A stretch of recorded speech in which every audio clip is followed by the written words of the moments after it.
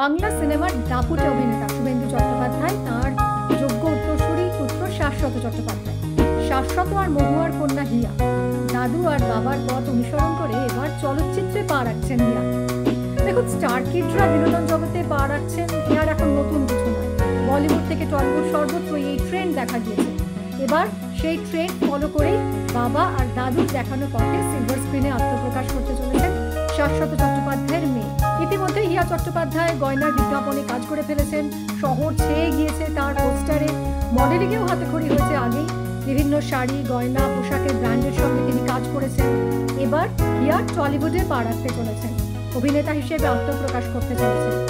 প্রথম ছবিতেই জুটি বাঁধতে চলেছেন বন্দিশ ব্যান্ডিটস এবং খাকি দ্য বেঙ্গল চ্যাপ্টার খ্যাত ঋত্বিক ভৌমিকের সঙ্গে। যেহেতু এটা একটা ত্রিকোণ প্রেমের গল্প, সেক্ষেত্রে হিয়ার বিপরীতে দেখা যাবে অভিনেতা সৌম্য মুখোপাধ্যায়কে। ছবির নাম মন মানে না। ছবি পরিচালনার দায়িত্বে রাহুল মুখোপাধ্যায়। এখন অপেক্ষা মন মানে না কেমন সাড়া ফেলে দর্শকদের মধ্যে সেটা দেখা। হিয়া অবশ্য অনেক আগে থেকেই গ্ল্যামার দুনিয়ায় পা রেখেছেন। ফটোশুট তো বটেই, গয়নার বিজ্ঞাপনেও নজর কেড়েছেন শাশ্বত কন্যা। দাদু এবং বাবার পর হিয়া হতে চলেছেন বংশের তৃতীয় প্রজন্ম, যিনি টলিউডে অভিনয় করতে চলেছেন।